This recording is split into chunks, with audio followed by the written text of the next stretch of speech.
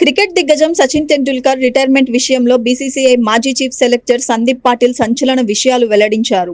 సచిన్ అంతర్జాతీయ క్రికెట్కు వీడ్కోలు పలకడానికి ఏడాది ముందే అతడిని జట్టు నుంచి తప్పించాలని సెలెక్షన్ కమిటీ భావించిందని తెలిపారు. ఈ విషయాన్ని నేరుగా సచిన్కే చెప్పినప్పుడు అతను తీవ్ర దిగ్భ్రాంతికి గురయ్యాడని పాటిల్ గుర్తు చేసుకున్నారు. 24 ఏళ్ల పాటు అంతర్జాతీయ క్రికెట్లో అద్భుతాలు సృష్టించిన సచిన్ 2013లో రిటైర్మెంట్ ప్రకటించారు. అయితే 2012లో సచిన్ ఫామ్ అంత గొప్పగా లేదు. ఆ ఏడాది ఆడిన 9 టెస్టుల్లో కేవలం 23.80 సగటుతో ఒక్క సెంచరీ కూడా లేకుండా నిరాశపరిచారు. వన్డేల్లోనూ అతని సగటు 31.50 మాత్రమే. ఈ నేపథ్యంలో సెలెక్షన్ కమిటీ ప్రత్యామ్నాయాలపై దృష్టి సారించింది.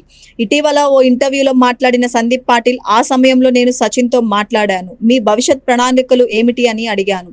దానికి అతను ఎందుకు అని ప్రశ్నించాడు. సెలెక్షన్ కమిటీ మీ స్థానంలో మరొకరిని చూస్తోందని చెప్పాను. ఆ మాట విని సచిన్ షాక్ అయ్యాడు. కొంతసేపటి తర్వాత మళ్ళీ ఫోన్ చేసి మీరు చెప్పేది నిజమేనా అని అడిగాడు. నేను అవును అని స్పష్టం చేశాను అని ఆనాటి సంభాషణను వివరించారు.